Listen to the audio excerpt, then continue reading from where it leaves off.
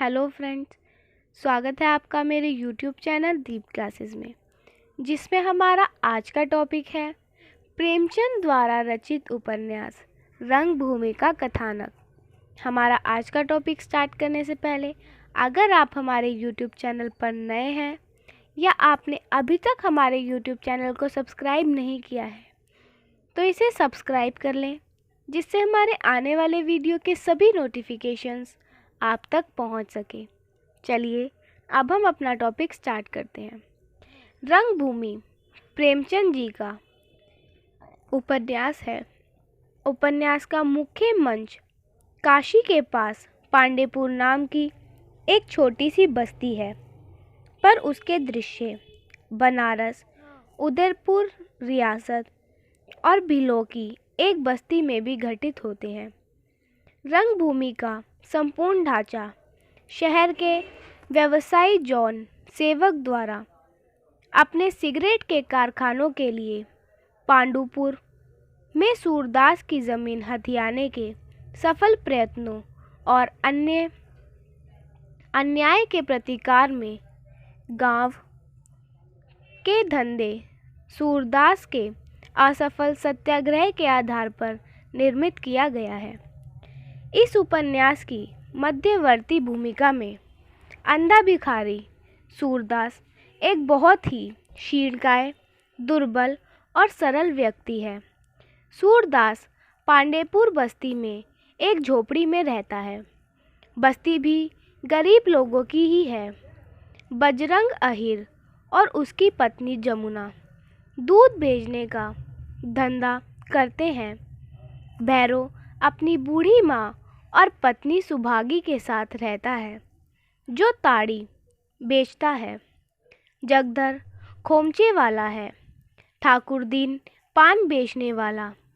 नायक राम पंडा है, जो ठाकुर जी के मंदिर में रहता है। ताहिर अली जॉन सेवक की चमड़े की आतड़ पर गुमाश्ता है।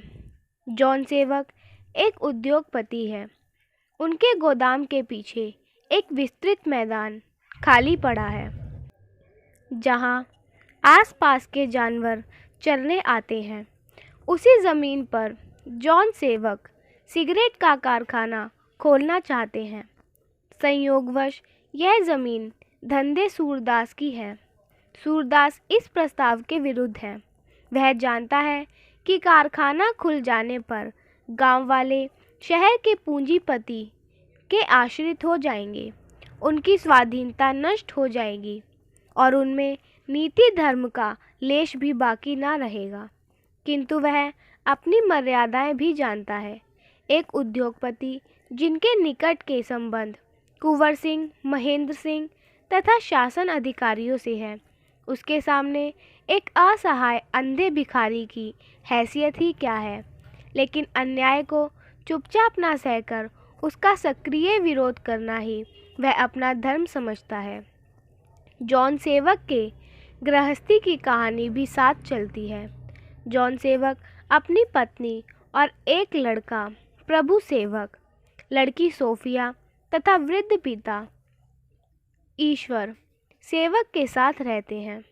ईश्वर सेवक एक श्रद्धालु क्रिश्चियन है, जो एक प्रभु मसीह की शरण में है और हर वक्त यीशु मुझे अपने दामन में छुपा की रट लगाते रहते हैं। मिसेस सेवक एक कट्टर क्रिश्चियन महिला है, जो अपनी गिनती यूरोपियनों में हो ऐसी इच्छा रखती है तथा सभी देसी लोगों को तुच्छ समझती है। उसकी बेटी से बिल्कुल नहीं पटती। दोनों में आचार और विचार में बहुत फ़र्क है। बेटी सोफिया यह पढ़ी लिखी नव युवती है, पर यौवनावस्था में ही उसे दार्शनिक ग्रंथों के अध्ययन में रुचि है।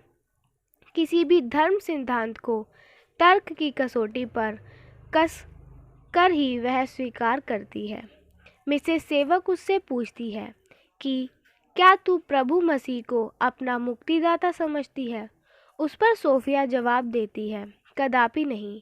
मेरा विश्वास है कि मेरी मुक्ति, अगर मुक्ति हो सकती है, तो मेरे कर्मों से होगी। यह तर्क सम्मत उत्तर पाकर मिसिस सेवक बौखला जाती है और कहती है, तेरे कर्मों से तेरे मुंह में कलिक लगेगी, मुक्ति ना होगी।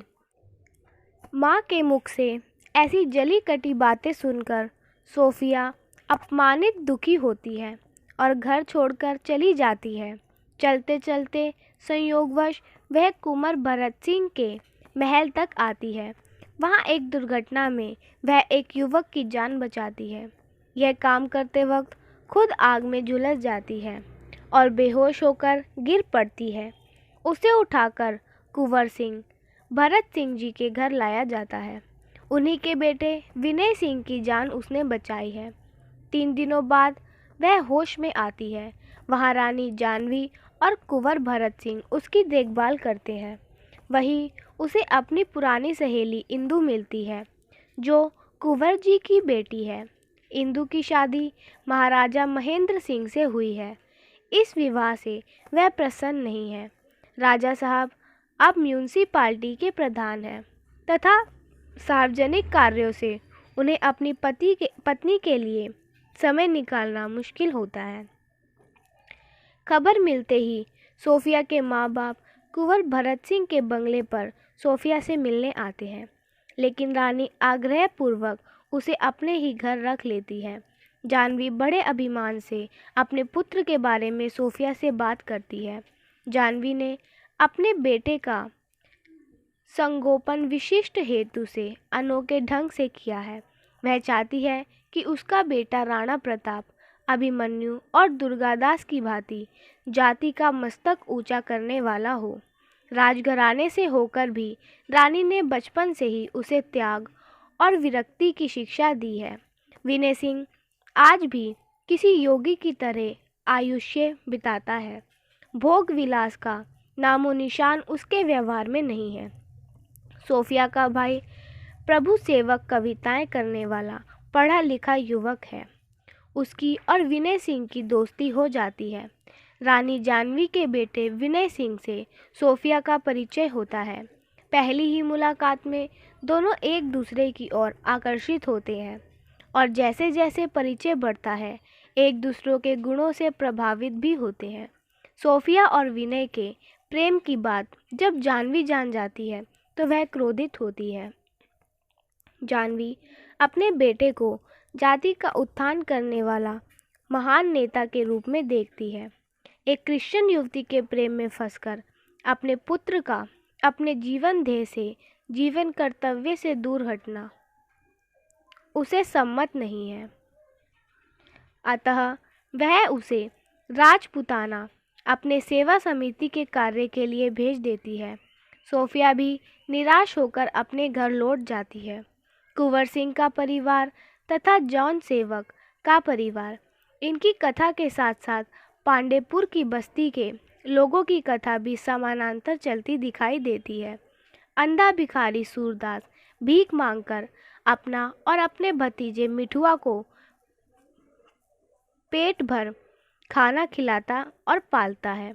खुद आधे पेट रहकर मिठुआ को दूध रोटी खिलाता है।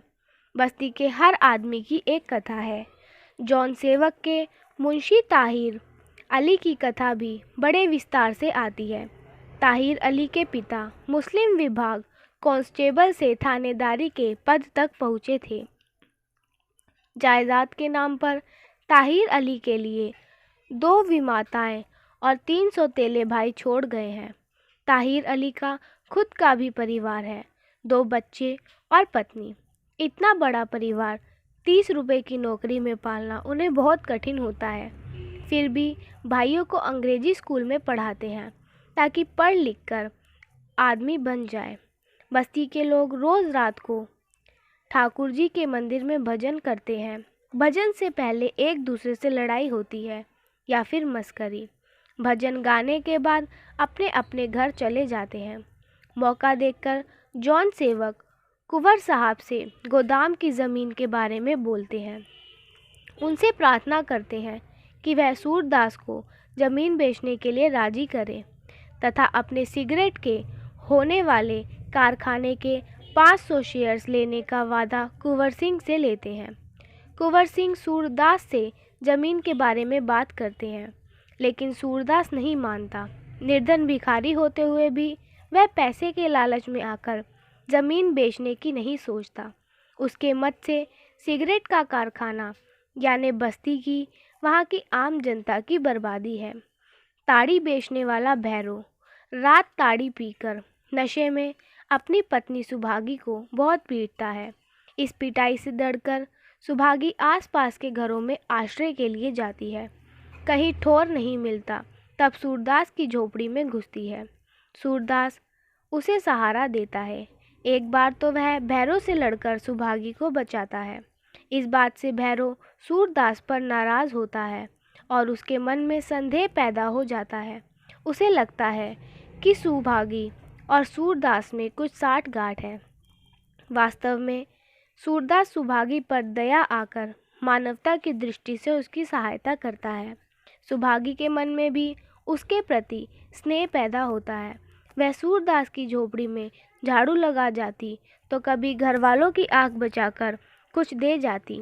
मिठुआ को अपने घर बुलाकर उसे गुड़ चबेना खाने देती। भैरो ईर्ष्या की आग में जल रहा है। वह अवसर पाकर सूरदास की झोपड़ी जला देता है और जलाने से पहले झोपड़ी से सूरदास की पैसों की पोटली भी चुराता है, जिसमें सूरदास की जन्म भर की कमाई है। पोटली में 50 से ज़्यादा रुपए हैं। इन रुपयों से उसे गया जाकर पितरों को पिंड देना है, मिठुआ की सगाई करनी है। लेकिन सूरदास की झोपड़ी के साथ साथ इन इच्छाओं की भी राख हो जाती है। वह पोटली के बारे में किसी से कुछ नहीं कह सकता। भिखारी के लिए दरिद्रता इतनी लज्जा की बात नहीं है जितना धन। जब सुभागी पोटली के बारे में जान जाती है, तब वह भैरो के घर फिर से रहने लगती है। सभी काम दौड़ दौड़ कर करती है और मौका पाकर एक दिन पोटली उठा लाती है और सूरदास को वापस करती है। सूरदास पैसों का स्वीकार करता है और पोटली भैरो के पास वापस दे आता है। यहाँ सूरदास का व्यक्तित्व एक ऊंचाई पर पहुँचता है, पर भैरो और बस्ती वाले लोग कम सोच के सामान्य आदमी हैं। वह उसकी महानता नहीं समझते।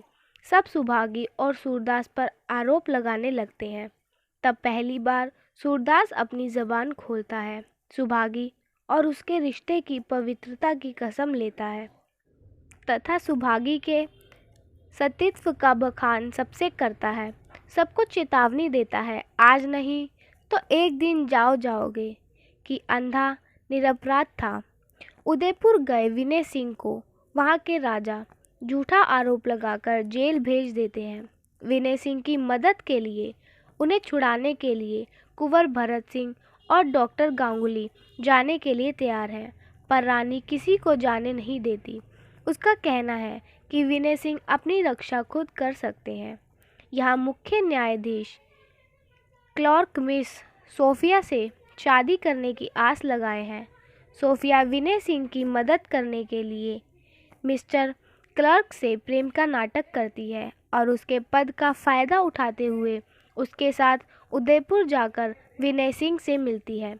लेकिन उसकी मदद से जेल से रिहा होने की विनय की इच्छा नहीं होती। कुंवर भरत सिंह से रहा नहीं जाता। वह काशी से उदयपुर नायक राम पांड्या को विनय सिंह की मदद के लिए भेजते हैं। नायक राम विनय को उसकी मां की प्रकृति अस्वास्थ्य की बात कहता है, जिससे विनय उसके साथ चलने के लिए तैयार हो जाता है।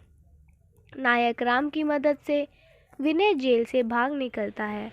मिस्टर क्लर्क की गाड़ी के नीचे दबकर एक आदमी की मृत्यु हो जाती है। गाड़ी के पास भीड़ जमा होने लगती है। यह देखकर मिस्टर क्लर्क उनकी पिस्तौल चला देते हैं, जिससे एक और मृत्यु हो जाती है। क्लर्क और सोफिया गाड़ी लेकर बंगले की तरफ भाग जाते हैं। जनमत उनके विरुद्ध हो जाता है। उन्हें मारने के लिए लोगों के झुंड निकलते हैं। जेल से भागे विनय सिंह इस भीड़ को देखता है और परिस्थिति का ब्यौरा लेता है। अब उसे सोफिया की चिंता होती है और नायक राम के मना करने पर भी वह मिस्टर क्लर्क के बंगले पर पहुंचता है। वहां सोफिया भीड़ पर काबू रखने के लिए सबसे शांति से वहां से चल जाने को कहती है। तभी कहीं से एक पत्थर आकर उसके सिर पर लगता है। विनय सिंह से यह देखा नहीं जाता। वह वीरपाल सिंह, जो विद्रोहियों का नेता है, उस पर गोली चलाता है। वीरपाल तो बच निकलता है, पर विनय की पिस्तौल चलाने का संकेत पाकर सिपाही लोगों पर गोली चलाना शुरू कर देते हैं। कई लोग मरते हैं और घायल होते हैं। जनमत विनय सिंह के विरुद्ध जाता है। सबको लगता है कि विनय सिंह सरकार से मिला हुआ है और इसी शर्त पर शायद जेल से छोड़ा गया है। भगदड़ी में भी सोफिया लापता हो जाती है। विनय सिंह के हाथ लोगों के क्रोध और द्वेष के सिवाय कुछ नहीं आता। रानी जानवी को यह समाचार मिलते ही वह विनय सिंह को पत्र लिखती है, जिसमें वह उसे प्राणार्पण करने के लिए कहती है। विनय सिंह वापस घर लौटने के लिए गाड़ी पकड़ता है। गाड़ी में उसकी अचानक भेंट सोफिया से होती है। सोफिया पहले तो उससे बहुत ही नाराज़ रहती है। भावावेश में आने से ही विनय से वीरपाल पर गोली चली थी, जिससे कई निरपराध जीवों की हत्या हो गई थी। लेकिन अब विनय से मिलने पर सोफिया उसे स्नेह जताती है। रानी जानवी का पत्र पढ़कर वह विनय को रानी के पास जाने से मना करती है। वह दोनों के बीच के ही स्टेशन उतरकर एक भीलों की बस्ती पर जाकर रहते हैं। वहाँ वह दोनों साल भर रहते हैं, फिर एक दिन घर वापस लौटते हैं। रानी जानवी को भी अपनी गलती का एहसास होता है। वह निर्मल मन से दोनों का स्वीकार करती है। पांडेपुर बस्ती में लाट साहब का हुक्म आता है कि बस्ती की जगह सरकार चाहती है, अतः हर एक को अपने अपने घर का मुआवजा मिल जाएगा। 1 मई को बस्ती खाली करनी पड़ेगी। मुआवजा तय करने में खूब भ्रष्टाचार होता है। नायक राम को 3000 रुपया मुआवजा तो सूरदास को 1 रुपया तय हुआ। सूरदास अपनी झोपड़ी देने के लिए कतई तैयार नहीं होता। इस अन्याय के विरुद्ध वह आवाज़ उठाता है। बस्ती वाले भी उसके साथ हो जाते हैं। लोग बड़ी संख्या में जमा होने लगते हैं। दंगा होने की संभावना देखकर सुपरिटेंडेंट साहब सिपाहियों को फायर करने की आज्ञा देते हैं। राजा महेंद्र सिंह उन्हें रोकने की कोशिश करते हैं, परंतु आदेश जा चुका है। सिपाहियों की बंदूकें भी चल चुकी हैं। कई लाशें गिरती है। सूरदास को बहुत दुख होता है। वह अब दूसरी घटना में लोगों को शांत रहने का तथा वहां से चले जाने के लिए कहते हैं, परंतु हड़बड़ी में मिस्टर क्लर्क ऐसा समझते हैं कि सूरदास लोगों को भड़का रहा है। बस वह तुरंत पिस्तौल निकालते हैं और सूरदास पर गोली चलाते हैं। सूरदास गिर जाता है। यह देखकर भीड़ बेकाबू हो जाती है। लोगों को शांत रखने के लिए और कोई दुर्घटना भी संभावना टालने के लिए विनय सिंह लोगों को शांत रहने का आह्वान करता है, लेकिन जनमत अब उसके विरुद्ध है। लोग उसे सरकार से मिला हुआ समझते हैं तथा उस पर ताने कसने लगते हैं। विनय सिंह को इतना बड़ा अपमान और कलंक सहन नहीं होता। भावावेश में वह अपनी पिस्तौल निकालकर खुद पर ही निशाना साधता है और उसकी मृत्यु हो जाती है। अब लोगों की आंखें खुलती है, पर अब बहुत देर हो चुकी है। सूरदास को अस्पताल में भर्ती किया जाता है, पर कुछ दिनों बाद उसकी मृत्यु हो जाती है। लोग चंदा जमा कर उसकी एक प्रतिमा बनाते हैं, जिसकी प्रतिष्ठापना उसके झोपड़ी के स्थान पर जानवी के हाथों की जाती है। मिस सोफिया गंगा में डूबकर अपने विनय से मिलने चली जाती है। रानी जानवी, इंदु और डॉक्टर गांगुली सेवा समिति के कार्य में जुट जाते हैं और इसी के साथ ये उपन्यास यहीं ख़त्म हो जाता है।